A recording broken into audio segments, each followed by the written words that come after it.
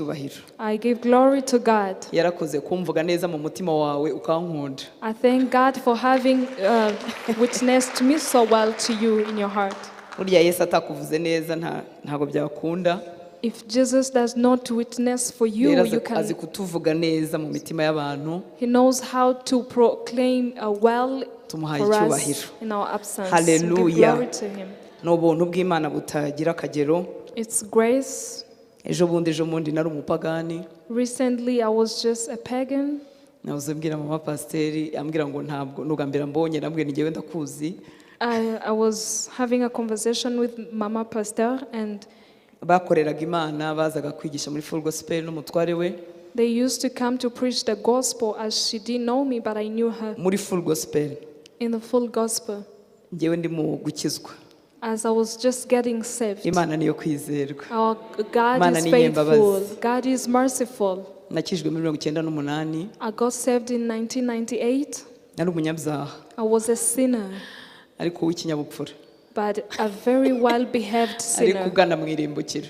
But I was leading myself to umuntu ashobora kugana mu irimbukiro n'ubupfura bwinshi. You can really be leading yourself to destruction when in calmness. Uri murimbukana ikinyabupfura. When you're just destroying yourself with Yesu n'imbabazi ze nanjye ngeraho arankiza. But a merciful God, Hallelujah. Jesus, he had mercy upon me. Igihe nakijijwe, when I got saved, yangiriye neza mpinyota nyinshi. He did good to me and gave me so much thirst. Ubundi abantu baje mu rusengero kenshi ari bashyashya bakunda kwicara inyuma. Usually when people are new in the church they sit behind. Ariko iteka unasengeraga nazaga nigira imbere. But whenever I went to attend the church I would sit right in front. Nabaga mfite inyota nyinshi n'amatsiko menshi no kwifuza kumenya ibintu byose bihavugirwa kuko nari mfite ubukererwe. So I was panting to know a lot of things at the same time because I knew I delayed. Ntabwo narotaga ko naba umuvuga butumwa. So I never dreamed that I would be a preacher. N'imyaka yakurikiye agakiza ngenda nkura mu ijambo ry'Imana sinarotaga ko naba umushumba. Even for all the years I continued to serve God, I never thought that I will ever be a pastor. Ariko ngo Paulo yanditse yaravuze ngo Imana ngo yabonye ndi uwo kwizerwa ingabira umurimo wayo. As Paul said, he said God saw that I was faithful and he gave me his ministry. Ikintu rero wahawe utakoreye utamerita nta kirato kirimo. So something that you were given without any of your merits, you cannot boast over it. Imana yampaye kwigisha ijambo ryayo ndayishimye. God who gave me a part to preach his word, I thank him. Nsanga ari umurimo mwiza kuruta iyindi. I find it to be a very good work more than others. Icyambera uhora mu ijambo ry'Imana. First thing you always find time to be in the word. Duhora mu bintu byiza. We always spend time in good things. Iyi si yuzuye amakuru mabi. This world is full of evil news. Ku mateleviziyo mpuzamahanga bavuga ibyacitse, imyuzure, inzara, indwara z'ibyorezo, abicanye, intambara zavutse, noneho wagaruka kuri za social media zo mu Rwanda, ingo zasenyutse, umugabo wishe umugore we, abantu batwikanye, ibintu bibi, isi yuzuye amakuru mabi. On TV, international television, you find they're talking about chaos. Even here on social media in Rwanda, you find they're talking about bad things. Ndashima Imana yampaye umurimo wo gukora kuba mu makuru meza. So I thank God for Hallelujah. having me.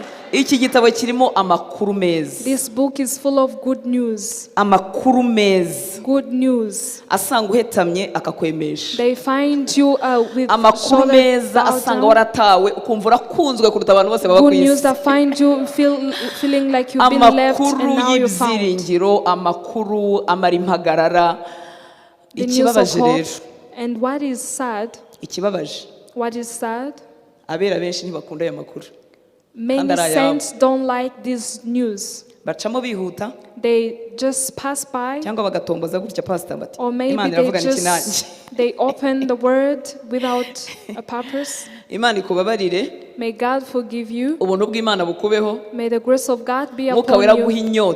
Let the Holy Spirit give you thirst. Aguha inyota nyinshi. May he give you plenty kugira ngo thirst. ibigukiza bibitswemo ahangaha. So that the things that are supposed to save you, which are found in this book, may you be able to swallow them. Bikuzure. May you drink them and let them overflow and give you overflowing joy and fill you with hope.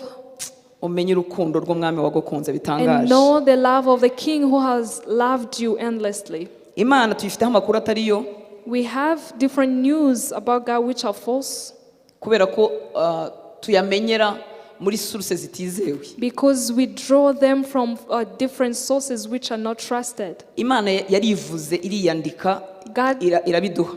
God talked about himself and wrote it in the word in his ivuga imbabazi zayo book. zidashira, ivuga urukundo rwayo, itubwira inzira zo kudukiza, itubwira ibituruhura, byose iriyandika kuko byanditswe n'umwuka wera. Ibiha abantu iravuga ngo umuntu nashaka kumenya n'uwo ndiwe nuko nkora azajye muri kino gitabo.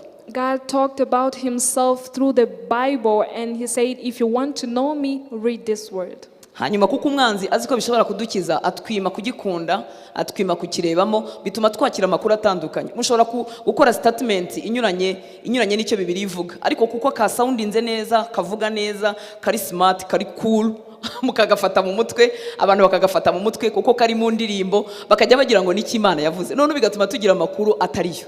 Imana yaratwibwiye hano, itubwira urukundo rwayo rutarondoreka, itubwira imbabazi zayo zidashira, itubwira ubuntu bwayo budakama, irivuga. God talked about himself in the Bible. That is why we usually hear the songs which have just a simple word from the Bible and you think it's true. You draw it from there and we continue to keep up with the wrong idea of who God is. Ibyiza nabone hano rero byarandondogoje. So the good things I found in this word have made me who I am. Urabona iyo wadimira ikintu, iyo ukunda ikintu ukivuga abantu baguteza amatwi, ukajya ukivuga banasinzira, ukajya ukivuga bakwitayeho, ukajya ukivuga batanakwitayeho, ukakibwira ababishaka n'abatabishaka, ariko kuko waratwawe uhinduka indondogozi. Nanjye ibyiza nabonye hano byampinduye indondogozi. Ubibwira ababishaka, nkabibwira abatabishaka, nkabivuga nzi kubivuga, nkabivuga ntabizi neza, ariko nkabivuga tu. So the love I have for the word, it has made me talk so much to the extent that I can talk to those who like it or those who don't like it. Rero murakoze gukunda Imana. Thank you for loving God. Murakoze gukorera Imana abashumba. Thank you for serving God, dear pastors. Yesu yaravuze Jesus said, ngo arakora umurimo wa data kandi arawurangiza. He's doing the work of God and he's completing it. Abatangira bose siko barangiza. Those who start do not always finish. Umuryango rero wa Restoration Church Kimisagara ndetse na Restoration Church yose murakoze gukorera Imana kandi igihe kirekire. Thank you for serving God as Restoration Church Kimisagara and the whole of it. Imana ibahe umugisha. May God bless you. Imana ibagire neza. God do good to you. Abahe gusarura ibintu byose mwabibye. May he enable you to reap what you sow. Ibinjize mu myaka yo gusarura. May he make you enter into the season of harvesting. Guhirwa komatane n'ubuzima bwanyu n'abanyu. May you always be favored and murakoze yours. kungirira icyo cyizere mukampuye umwanya wo kuvuga ijambo ry'Imana. Thank you for trusting me to share the word of God with you. Ibyo ari byose icyo Restoration idakennye n'abavuga butumwa n'abashumba. What I'm pretty sure of is that Restoration Church do not lack preachers. So may God bless you for enabling me to stand here and preach the word. May God from heaven bless you. Amen. Amen. Turabakunda kandi turabubaha. We love you and we respect you. Turashimira ababafata amaboko bose. We thank God for those who hold your hands, the children in this church. Inshuro nyinshi abashumba nitwe duhagarara imbere, ahari twe dukora twenyine ariko dufite abantu, turabafite mwebwe. Ndashimira abazanye nanjye n'abandi bari hirya no hino bafata amaboko y'abashumba. Inshuro nyinshi ntibagaragara, nta muntu barekonesa, ariko nzi neza ko ingabo zidushyigikira ari nyinshi cyane kuruta iziturwanya. Abadusengera, abadukunda, abatubwira amagambo meza, muri benshi. Mwami Imana abaha umugisha. Ubu bwami uru n'urugo rwa data. We thank those who work behind the scenes, who always hold our hands, who always pray for us. We know you are not noticed, but we thank God for you. Umugore uhishurirwa akiza abo mu rugo rwe. A woman who receives a revelation will save her family. Turi mu cyumweru cy'umugore cyangwa cy'umudamu. We are in the week of a woman. Ariko turaganira muri rusange. But we are going to talk generally. Ubwo umuntu wese uhishurirwa akiza abe cyangwa abo mu rugo rwe. Hanyuma ejo tuzagira umwihariko w'abagore gusa. So today we are going to talk about everyone who can receive a revelation can save his or her people. So tomorrow will be specific on the women. Ijambo ry'Imana riri mu Migani 29 umurongo wa 18. Migani 29:18. Proverbs chapter 19 verse 28. Imigani 29:18. Proverbs chapter 28 verse 18. 29 verse 18. yego ariko reka neke kwivanga mu bintu byo gusemura dore ukuntu umuntu yivanga mu murimo utari uwe rero nuko Imigani 29 umurongo wa 18 haravuga ngo aho guhishurirwa kutari abantu bigira ibyigenge ariko ukomeza amategeko abahirwa. Aho guhishurirwa kutari abantu bigira ibyigenge ariko ukomeza amategeko aba ahirwa. Where there is no revelation, the people cast off restraint, but happy is he who keeps the law. Amen. Amen. Hatari uguhishurirwa cyangwa hatari vision abantu bigira ibyigenge cyangwa bakarimbuka. Muri Bibiliya yitwa ijambo ry'Imana mu Kinyarwanda baravuga ngo iyi Imana itigaragaje abantu bakora uko bishakiye. Hahirwa rero umuntu wumvira amategeko y'Imana. Iyi Imana itigaragaje itihishuye abantu bakora uko bishakiye. If God does not reveal himself, people do accordingly to what they want. Iyo tuvuze ngo umugore uhishurirwa cyangwa umuntu uhishurirwa akiza umuryango we, nuvuga ngo Imana yamwihishuriye arayimenya, ibyo yakuye ku Mana, ibyo yamenye nibyo bimuteye kugira ibyo akiza. When we talk about a woman who received a revelation, it means this woman has received a revelation from God, and the things she has been revealed to are the things that she uses to serve her people. Uku guhishurirwa rero gukiza ntago ari kwa kundi tujya tuvuga ngo mfite vision yo kuzakora ibi nibi, Imana yampaye vision, yampaye iyerekwa za ministries zitandukanye itandukanye, si ibyo mvuga. Ikindi iyerekwa nyamukuru ry'Imana, iyerekwa nyamukuru ry'Imana dushobora gushyira mu bikorwa mu buryo butandukanye nuko abantu bose bakizwa. Imana yifuza ko abantu bose bakizwa, ikaba yakorera muri wowe ikoreye mu buryo butandukanye n'ubwanjye, ariko Imana yifuza ko abantu bose bakizwa. This vision is different from other visions we have of building a bigger ministry and other things, or your dream. This vision of God is us saving people and bringing gospel to people. Ya vision ushobora kuba ufite nzakora ibi nzabibi nibi ntago ari yo ngiye turi muvuge Imana ishobora gukoresha kugira ngo ikize abandi bantu. Nayo ni nziza, ni byiza kugira icyerekezo cy'ubuzima, ntako bisa, nabyo ni byiza, ariko sibyo turi buvuge ko ari byo byakiza urugo rwawe cyangwa umuryango wawe. This is the vision you have that will save other people in a big picture, but it's not what we are going to talk about tonight. Uku guhishurirwa kandi gukiza ntabwo ari kwa kundi kuko ushobora kugira iyerekwa ry'ibizaba ejo hazaza cyangwa ukagira inzozi, kandi murabizi ko ibyo bintu tubikunda. Twese duhorana amatsiko y'ejo hazaza, duhorana amatsiko ya future, duhorana amatsiko ya future, ariko iri yerekwa nanone si iryo mvuga. Kwa kundi ushobora kugira inzozi ukamenya ngo umukozi wawe ni umukristo cyangwa se ni umurozi, ukagira ihishurirwa ry'icyo abana bawe bazabacyo cyangwa ukagira ihishurirwa ry'icyo abakwanga bari. Si iryo ngiryo, si iryo ry'amatsiko y'ejo hazaza, nanone si iryo ryabasha gukiza. This revelation is different from the one we have in the night. We dream about the things that are yet to come. It's not about that. Si uguhishurirwa ngo menye ibyenda kuba, kuko kumenya ibyenda kuba ntibimpesha imbaraga zo kuzabibamo neza. Because it's not about the revelation you have about the things that are yet to come, because this does not give you the power to be there or to be in it. Guhishurirwa ibizatubaho ni kimwe, ni na byiza, turabikunda, ariko kuba nabihishuriwe by'ubwabyo ntabwo bimpesheje imbaraga zo kuzabibamo neza. Having a revelation about the things that are yet to come is one thing, but also having the power to be in those things standing well is another thing. Nifuza kugatindaho kuko abarokore turagakunda, uzumva abantu bavuga ngo twebwe tuba dufite amakuru. So you will hear people saying that we have information. They like to say it, especially Christians. Ariko iyo dufite uko guhishurirwa konyine tutagize uko ukundi nifuza kuvuga, ayo makuru akenshi adutera no kurwana intambara z'umubiri aho kurwana mu mwuka. But most of the time you find when we have this kind of news of the things that are yet to come, we fight physically when we're supposed to fight spiritually. Ugasanga ibyo wamenye byaguteje intambara aho kugira ngo bikugirire umumaro. You find the information you received came as a chaos instead of being the answer. Ikindi ushobora kubimenya ariko nanone ukabikoresha nabi. Another thing is you can gather information and use them wrongly. Hari ingero nkeya nshobora gukoresha, urugero Rebeka atwite umugore wa Isaka amaze gutwita. After Rebecca got pregnant, muzi ko yatinze gusama, umugabo akamwingingira hanyuma agatwita, You know, she delayed to give birth and her husband hanyuma mu intercede nda for ye her. abana bararwana ajya kubaza Imana mu itangiro 25:23 itangiro 25:23 ngo Uwiteka aramusubiza ati inda yawe irimo amahanga abiri amoko abiri azatandukana ahereye igihe azavira mu mara yawe ubwoko bumwe buzarusha ubundi amaboko umukuru azaba umugaragu w'umuto. So the information Rebecca received is drawn in Genesis chapter 25:23. Waba wibuka ayo makuru icyo yakoresheje? Do you remember how she used the information she received? Kwakira amakuru ava ku Mana tukagira amabanga Imana iduhaye ntibiduhesheje imbaraga zo kuzabikoresha neza nk'uko Imana yashakaga. Receiving the information from God is the way that God has given us power to use the information ndabivuga wisely. kugira ngo dukure intumbero ku bintu bifite umumaro mugufiya kubimenya ni byiza ariko dukure intumbero ku bintu bifite umumaro mukeya tuyerekeze ku bintu bifite umumaro w'igihe kirekire uramba ushinganye kandi mwiza. Let's not focus on the short-term things but focus on the things that are long-term as we given power.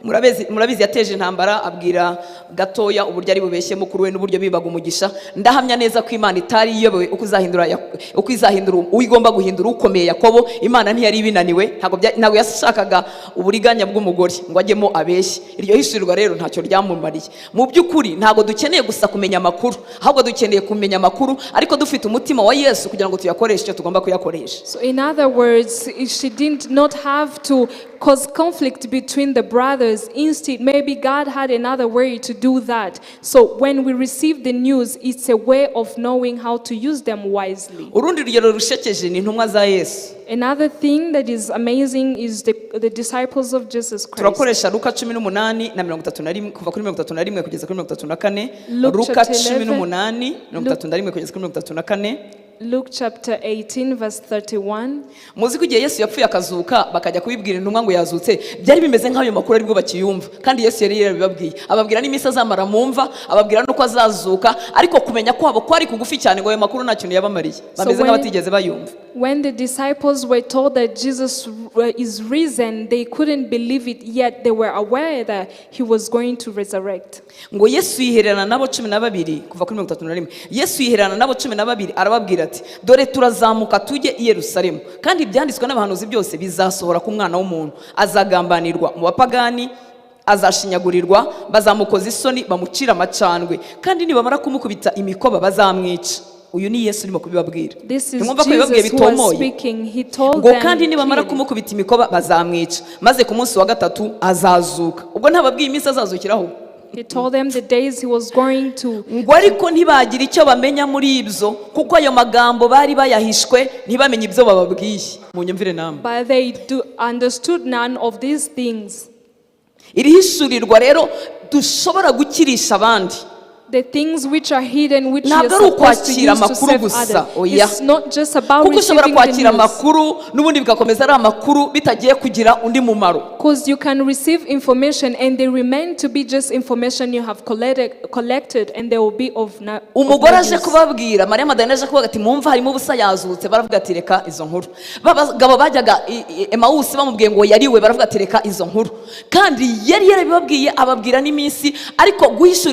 use. Ko kumenya Kristo wariwe byari bitaraba mu mitima yabo. So Jesus had told them that he will rise again after 3 days, and when Mary Magdalene came to tell them, they couldn't believe it because the truth of what he had told him has not yet been revealed. Kumenya makuru ni byiza ariko rero biruhije abantu benshi kandi atari byo byangombwa. Nukuri ejo hawe hazaza harashinganye muri Kristo. Ukwiriye guhanga amaso ukeneye kumenya kuko ni mugari ni munini cyane ni Yesu. Ishurirwa ry'ukuri rya gushoboza gukiza bawe ni kumenya Yesu. The true revelation that you need is knowing Jesus because he's the only one who can save you and your bakwanga sukumenya bakuroga nta nugara kumenya icyejo uzaba cyo kuko Yesu niba hari umuntu uzi guconnect ibintu neza ni Imana. Hallelujah. So the only thing you need to know Jesus because you don't need to know your future. You don't need to know the people who hate you or love you. God uzi ko is imana powerful. ushobora gusaba ikigo cy'ishuri runaka ukiri umwana mutoya ukacyifuza cyane ukakibura, imana ikakujyana kwiga aho utateganyije, irimo iteganya umuntu muzahurirayo muzakorana cyangwa muzashakana mu yindi myaka 20 iri imbere cyangwa 30. niba hariho umuntu utegura ni imana. If ukeneye there is kumenya a yesu good plan niko in guhishurirwa Jesus. dukeneye. You need to know Jesus, and that's the only revelation we need. ni umusipesiyalisite mu guhuza ibintu n'utuntu n'ibindi He is a tutigeze specialist tuzamenya. at umuntu uzi connecting guhuza things. n'ibitari byiza agahuza n'amafuti yacu akazayabyazamo ibyiza, agafata kunanirwa kwawe akazakubyazamo ibyiza.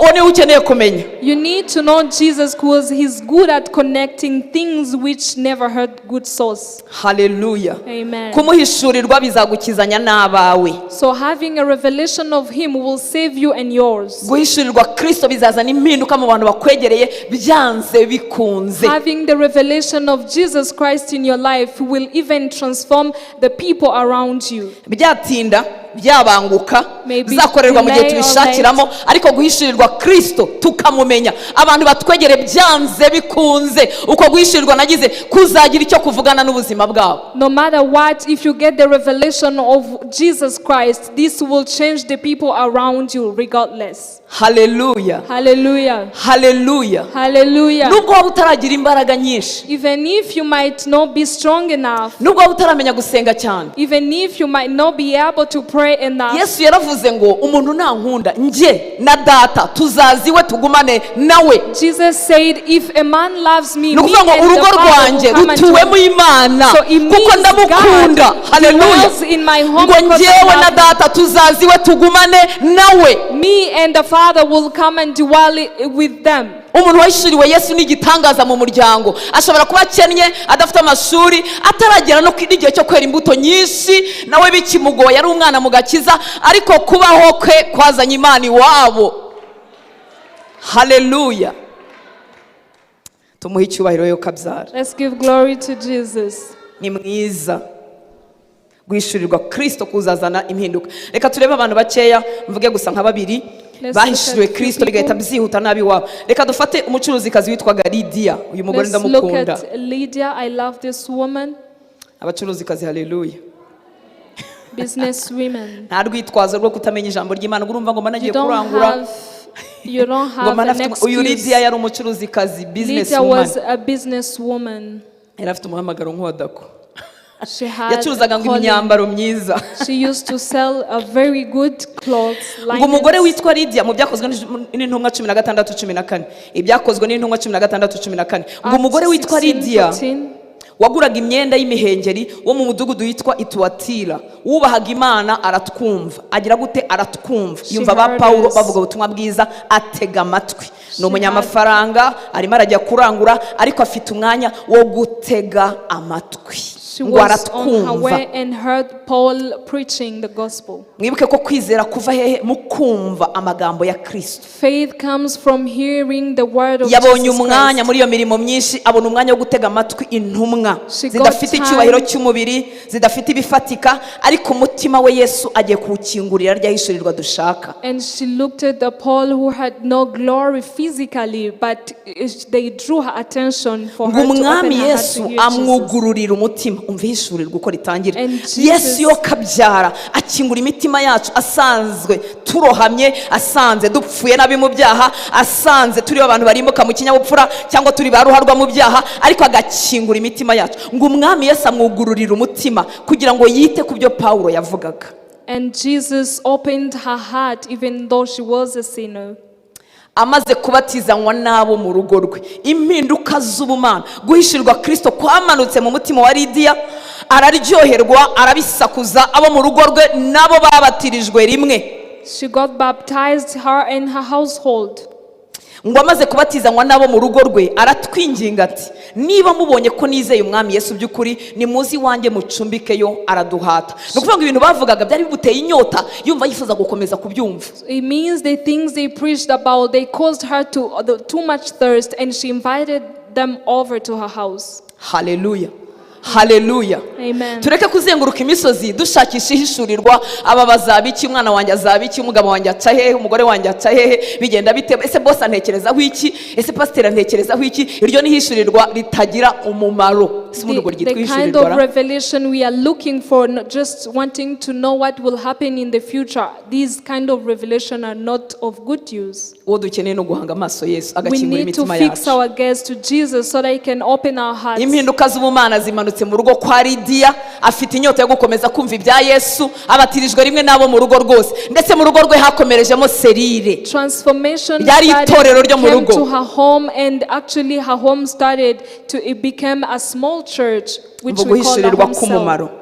A revelation of a good use. Ibinyoma byuzuye hanze aha, The many false things that are byitwa outside amakuru there, twakuye ku Mana, which are called the news we've got from God, utamenya niba ari iby'ukuri cyangwa ari iby'ibinyoma, which you cannot tell if they are false or right. byatesheje agaciro ihishurirwa ry'ukuri ryitwa kumenya Kristo. They have diluted the truth of the revelation from Jesus Christ. Gushobora kugira iyerekwa nkabareba mwese nkamenya n'ibyo mutekereza mu mitima yanyu, ntibirampesha umutima umeze nk'uwa Yesu.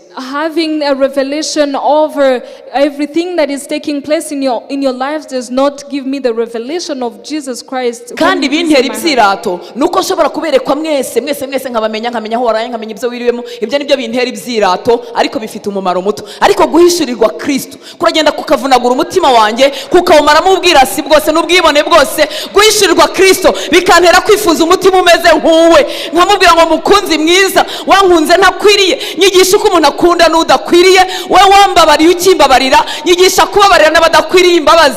Kumuhishurirwa nibyo bimpesha gusa nawe.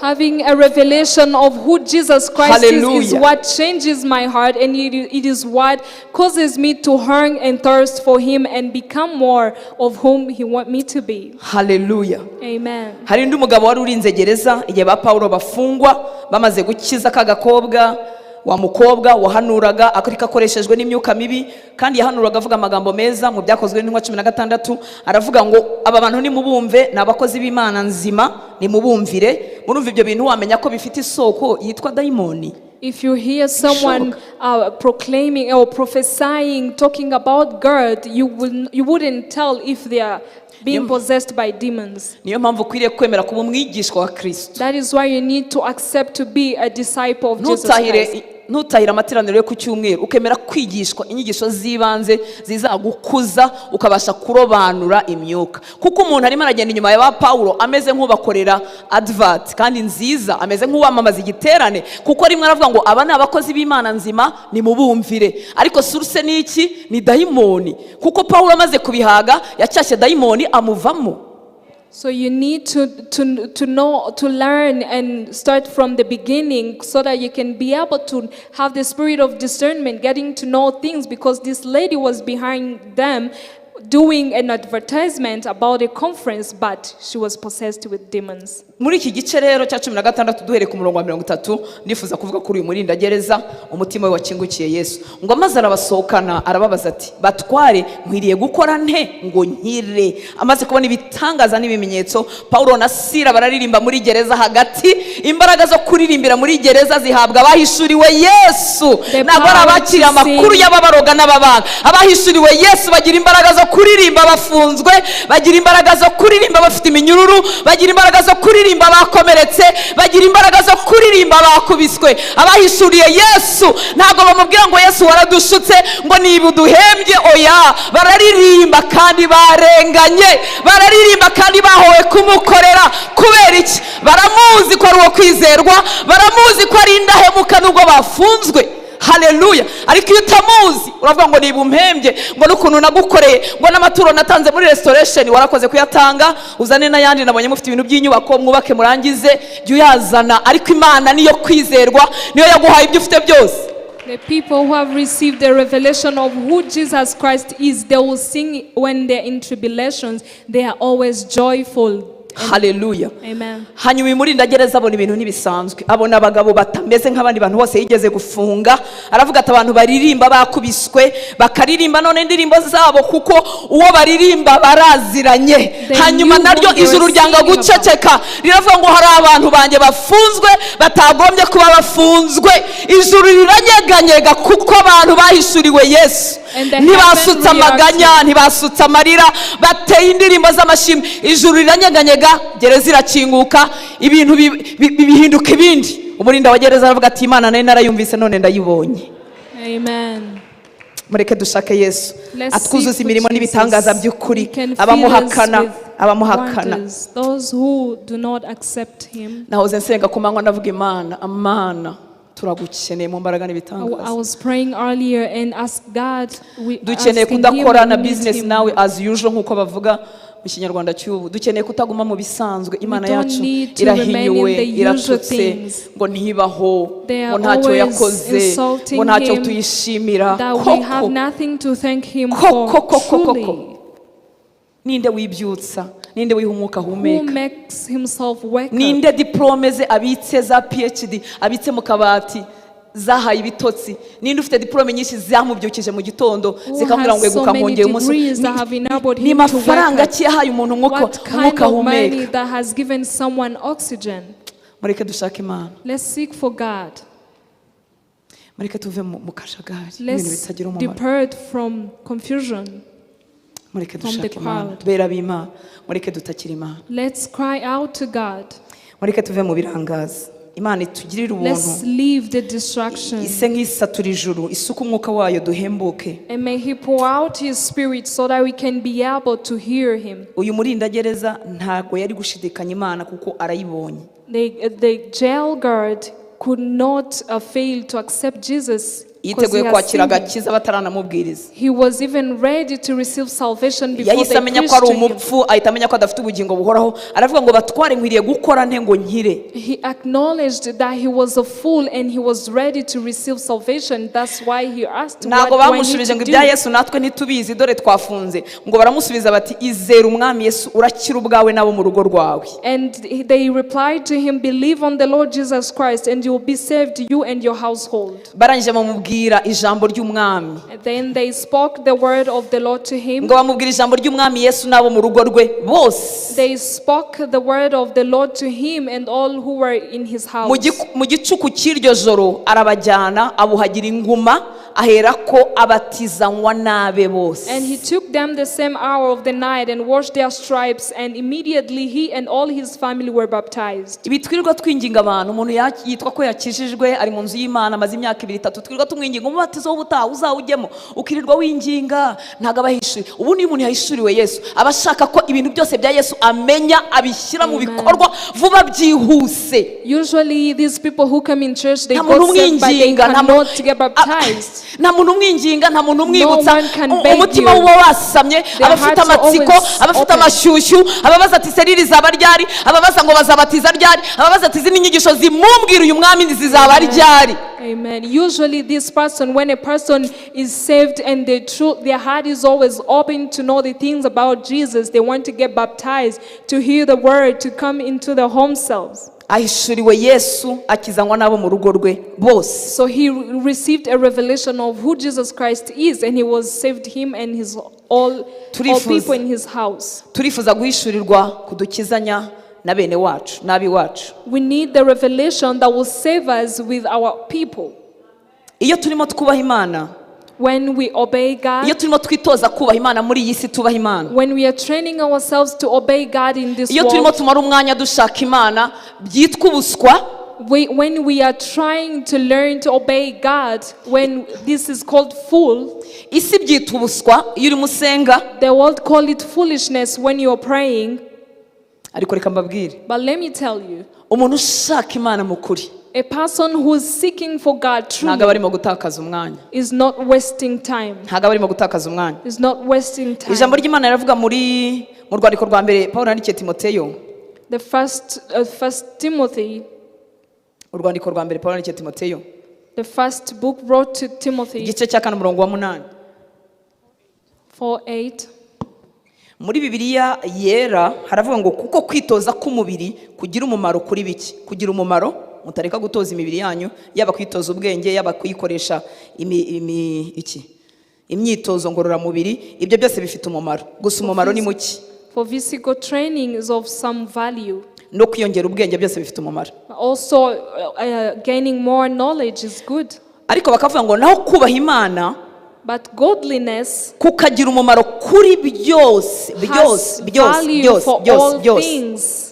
ngo kuko gufite isezerano ry'ubugingo bwa none n'ubuzaza nabwo. Holding promise for both the present life and the life to come. Reka mbasomere muri biri ijambo ry'Imana. Haravuga ngo imyitozo ngororamubiri ifite akamaro, ntabwo babihakanye, ariko gake. Imyitozo ngororamubiri ifite akamaro ariko gake.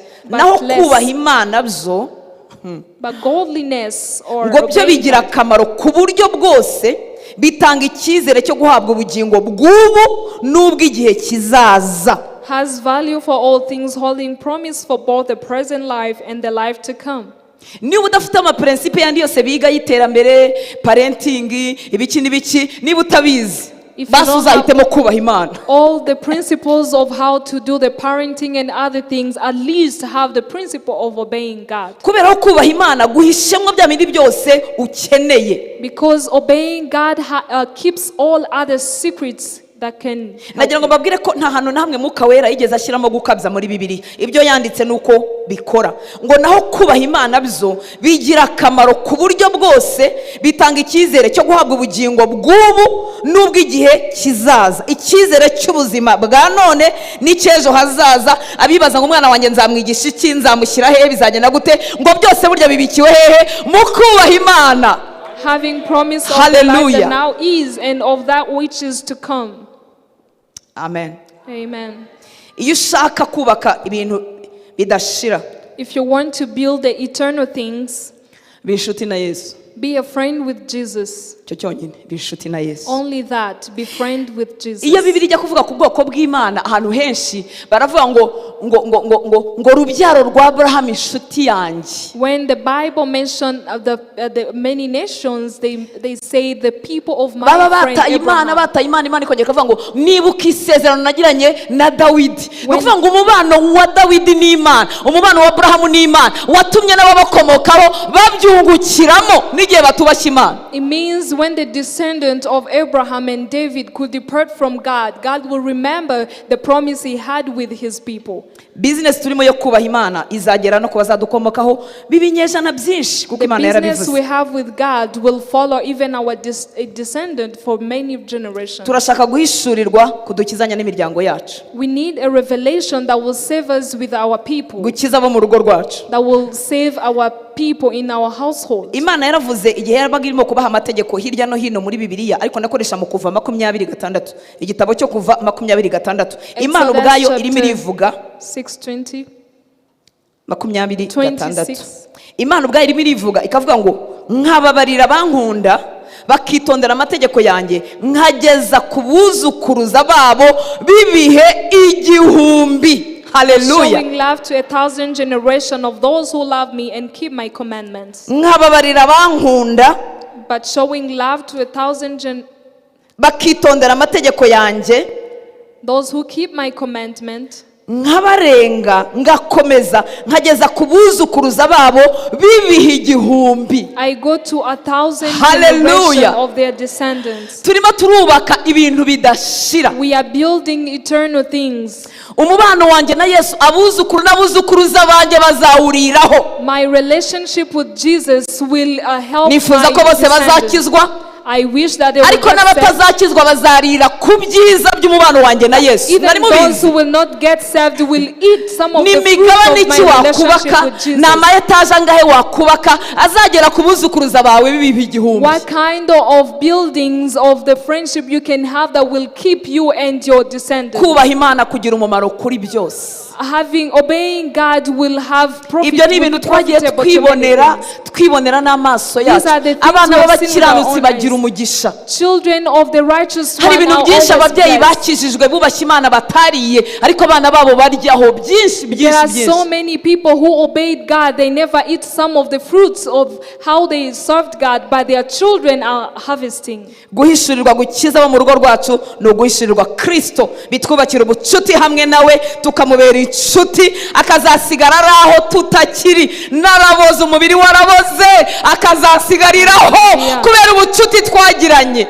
And the better revelation we can have is having the revelation of Jesus Christ, because he's the one who will live eternally and he will stay where we will not be. Ariko se ubu ntimubona ko umwami wacu nta monima yigeze yubaka? Jesus Nta never built mize any irimo monument. imyenda ye ndetse baranayirwaniye ibindi bigenda gute, nta kintu na kimwe He gifatika yigeze never asiga. left anything that is tangible. Ndetse n'abantu yari asigiye umurimo ntibari abantu bo kwizerwa, Even the people he left the ministry with were not worthy. bari abantu mu minsi mikeya bahoze barwanira ubuyobozi. It were people who were going to fight Ngo for leadership. yarababonye barimo bajujura mu nzira, ngo kuko yamenyaga ibyo bavuga, amenya ko barimo babaza ngo ninde uzaba mukuru muri twebwe. Ngaho He tekereza abo bantu looked at them and kubasigira ubuyobozi. discerned. They were thinking of whom Jesus was going to leave the leadership with. Ariko umurage we ntushira, imyaka irenga ibihumbi bibiri turacyamuvuga, ntitwamubonye, ntitwatuye muri Isiraheli, ariko turamuvuga. Kandi umwuka w'Imana hamanya n'umwuka wacu ko atari inkuru z'abakoloni. Hallelujah. Amen. Yabayeho, ibyadusigiye biriho, biracyadukiza ibyaha, biracyakora umurimo polisi itabasha. He's still doing the work that the policeman cannot be able to do. Umwana w'umuntu ni umuspecialiste mu guhakana icyaha. A man is a very good specialist apart from Ni umuhanga mu guhakana icyaha. Umwana w'umuntu a man is very good at declining the sin. akagihakana neza, ibimenyetso bikabura bikarangira. They Kandi yaragikoze nawe n'umutima we babizi neza. They know they committed a sin, but they will say no. that they Ariko never umwana did it. w'Imana yamurika mu mitima yacu, But when a son of God tukabarozwa n'ububi lights our bwacu, nta heart, polisi ihari, we be able tukihana to nta accept mbundi our turiho, sin. tukihana nta mategeko Hallelujah. ahari, tukihana by'ukuri. Umwana w'Imana yamurika mu mitima yacu. When a son of God Umurimo lights we our n'Uwiteka heart, we ryose. accept our sins, and this Umurimo is we the word, n'Uwiteka ryose. a work of Ibyo akora eternal. bihoraho What ntibishira. he does eternal things. Hallelujah. Nuyoberwa icyo gukora, aba utazi If you don't know ikibanza what to n'igikurikira, do and you don't know the beginning and the end, ibintu byakuvangavanze, if the things have confused you, uzavuga uti ngewe ngiye kubaha Imana rero, just say, I'm going to obey God. ngiye kubaha I am Imana. going to obey God. Kubaha Imana bizakubera igishoro. Let obeying God be Uvuga uti the nta kintu capital. ngira, nta muntu mfite, nta kimenyane, nta uri bumvuganire, nta uri bumpesha akazi, ariko ngewe ngiye kubaha Imana. Even if you have nobody, you have nothing, just say, I am going to obey God. Nasanze ikimenyane cyayo kiruta ibimenyane I byose. found that His favor is Ikimenyane better cyayo than kirahagije. than favors that you can Ikimenyane ever cyayo make. kirahagije. His favor is enough. Ubu yakuvuze mu matwi yacu twese twagushaka tutazi aho If utuye, he just mentioned ariko you in our yakuvuze azana ears, izina ryawe mu matwi yacu. but if He talks about you in our ears, Yakuvuze mu matwi y'abantu nta muntu wagukingirana. if He talks about you in people's Akwiriye ears, no one icyubahiro. Haleluya. He deserves honor and glory. Nubura ibintu uko ubigenza uzavuga uti ngiye If you kubaha don't know Imana. how to solve things, just obey God.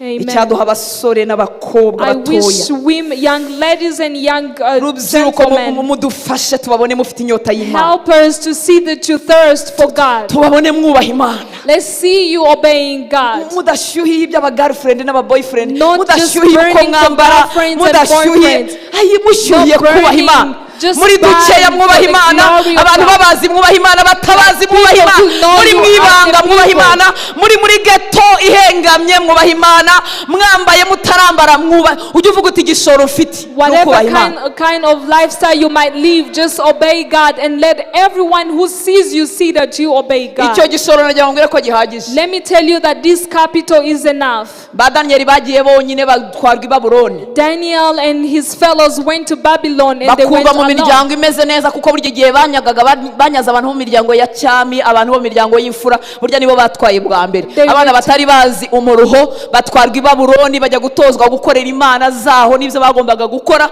kugira ngo bajye bahagarara umwami, bibagirwa imana yabo bakorera imana z'i Babuloni, badafite ikimenyane, badafite umutonto cyangwa umuonkere cyangwa papa na mama bababwira ngo nimusigeho, ariko baravuga ngo bagambirira mu mitima yabo ko bataziyandurisha ibyo kurya by'ibwami. Ninde wavuganiye Daniel ajya guhabwa umurimo? Ntawe.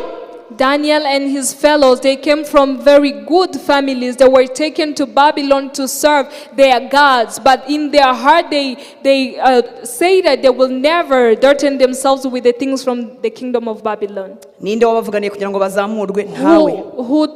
Who advocated for them to be lifted Nuhishurirwa high. Yesu uzamwizera by'ukuri. If you get the revelation of Jesus Christ, Nuhishurirwa Yesu uzashira umunaniro wo gushaka abantu. if you get the revelation of Jesus Christ, you will stop running after people. Nuhishurirwa Yesu uzagira ikiruhuko cy'ukuri. If you get the revelation of Jesus Christ, you will receive the eternal peace.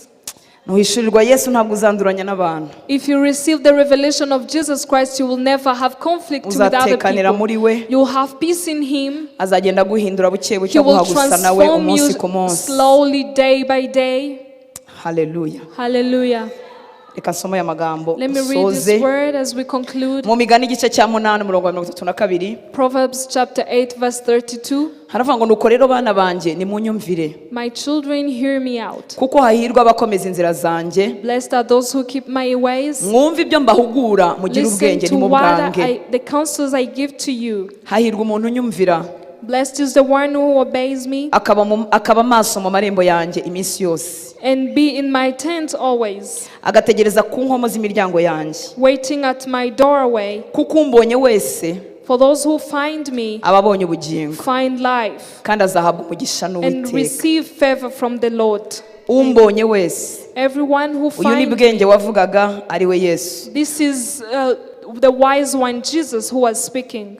Ngo kuko umbonye wese aba abonye ubugingo, For those who find me find life kandi azahabwa umugisha n'Uwiteka. and receive favor from the Lord. Turifuza ihishurirwa rikiza imiryango yacu. We need the revelation that will save our people. Turifuza umugisha w'Uwiteka kudutembaho ugatemba no mu We bacu. need the blessing that will overflow from us to our people. Hanyuma Yesu akavuga ngo kuko umbonye wese aba abonye ubugingo, Because Jesus said, those who find me find kandi life azahabwa umugisha n'Uwiteka. and receive favor from the Lord. Ariko uncumuraho aba yononnye ubugingo bwe, But those who fail to find me harm themselves. abanyanga bose baba bakunze urupfu. All who hate me love death. Imana itugirire ubuntu. May the Lord Zaburi ijana na have cumi mercy n'icyenda, upon Psalms 119, ijana na makumyabiri n'icyenda n'ijana na mirongo itatu. 129, and Haravuga ngo ibyo wahamije ni ibitangaza, the things you have said are good. ngo nicyo gituma umutima wanjye ubyitondera. That is why my heart keeps them. Guhishurirwa amagambo yawe, Having the revelation of your words, guhishurirwa amagambo yawe. the revelation of your words. Turimo turavuga ngo umugore uhishurirwa akiza urugo rwe. We are talking about a woman who finds a revelation. Guhishurirwa amagambo yawe Having a revelation of your works, of kuzana your words, umucyo, it gives understanding. guhabaswa ubwenge. It gives understanding to the simple. Sinzi wowe buswa bwawe uko bungana, I don't know how much your foolishness is. ariko hari ibintu byinshi mba ngomba numva nkenewemo kubikora ariko ngasanga afite ubuswa bwabyo. There are so many things that I want to do, but I'm so full of foolishness. Hari igihe ugera muri situation runaka cyangwa ukeneye kugira inama umuntu cyangwa umwana wawe mukuru, abatoya biroroshye bafata ibiganza ukabazana muri Sunday school baba bataramenya kubaza byinshi, ariko ukumva ugize ubuswa ku kintu runaka, uvuga ati sinamugiriye inama, ese tubigenze gute, ukumva ugize ubuswa. Sometimes you face a challenge and you fail to find something to do or the right thing to do. Ariko ijambo ry'Imana riratubwiye But the word of God is telling us ngo guhishurirwa amagambo yawe the unfolding of your words kuzana umucyo, gives light. guha abaswa ubwenge. It gives understanding to the simple. Igisubizo udafite, inama udafite The zihishwe, answer, the counsel that you don't have, zihishwe mu magambo y'Imana. they are hidden in the words of God. Uko turitinda mu bwenge bwe The buratwuzura, more we delay in His word, we are filled with wisdom. tugasanga inama tujya burya zibaye nzima We find kandi the counsels twarabaswa. we are going to give are now good, yet we were foolish. Iri jambo ndisomye muri bibiri ijambo ry'Imana hano twari turi ku 119, 129, 130, haravuga ngo ibyo wategetse biratangaje nicyo gituma mbikurikiza. Gusobanukirwa amagambo wavuze bimurikira umuntu, abanyabwenge buke bibaha ubushishozi. Your statutes are wonderful, therefore you obey them. The unfolding of your words give light, it gives understanding to the simple. Haleluya. Hallelujah. Umugore uhishurirwa cyangwa umugabo cyangwa umusore, umuntu uhishurirwa akiza abo mu rugo rwe. A person who receives a revelation will save his people. Haleluya. Hallelujah. Dukeneye ubuzima bw'Imana muri twebwe. We need the life of God in ourselves. Hari n'igihe ushaka kugirira neza abawe ariko ukisanga wagize nabi cyangwa wavuze ijambo ritari ryo kubera ingorane z'ubuzima.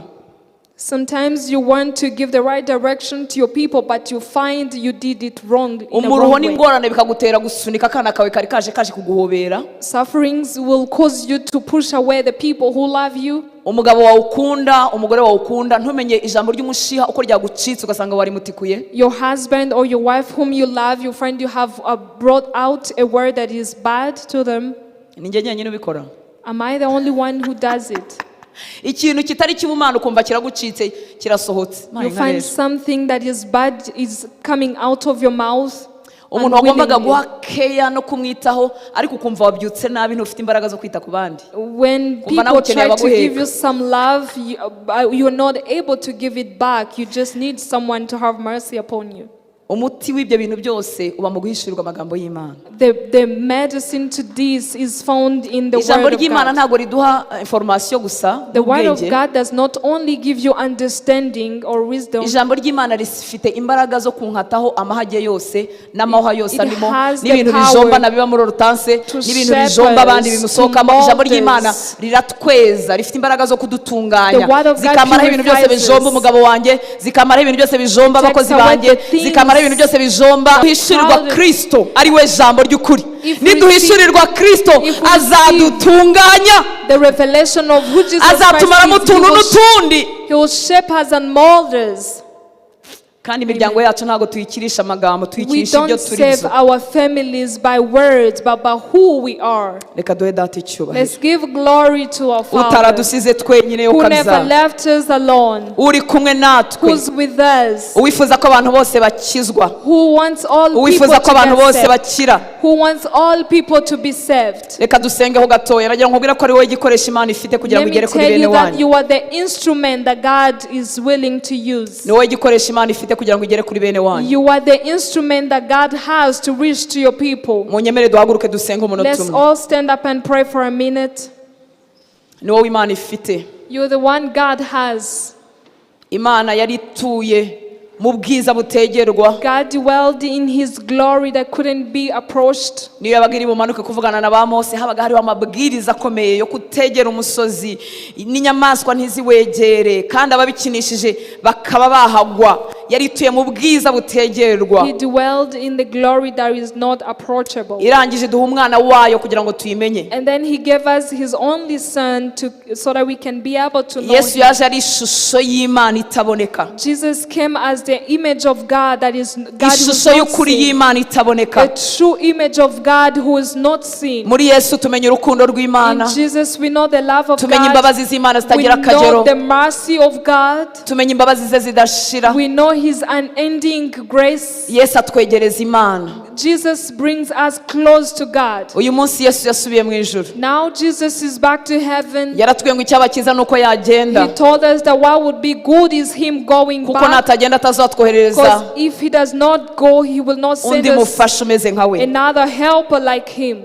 Uyu munsi Mwuka Wera atuye muri wowe. Now the Holy Spirit dwells among you. Ni wowe mubiri w'Imana mu You are the isi. body of God on earth. Nyemerera ufata aka kantu mu mutima we. Ni wowe mubiri w'Imana mu isi. You are the body of God on earth. Manifestation y'Imana ibera muri The wowe. manifestation of God happens inside of you. Ibera muri wowe. It takes place in you. Uri uw'agaciro You are gakomeye of a gakomeye mu great bwami value. bw'Imana. You are of a great value in the kingdom of God. Imana iragutegereje kurusha uko God uyitegereje. is waiting for you more than you are waiting for Imana Him. iryohewe no kugutunganya kugira ngo uyigendere God unogeje enjoys utunganye. your presence so that He can purify you and correct you. Imana iryohewe no kukoza no kukweza. Ni nawo murimo wonyine urimo gukorwa muri iyi myaka kugeza igihe itorero rizazamurira. God will enjoy to wash you and to correct you and to shape you, because that's the only work He's waiting to do until you come to Yesu Him. arimo aroza itorero, arimo araryeza, God arimo is- araritunganya,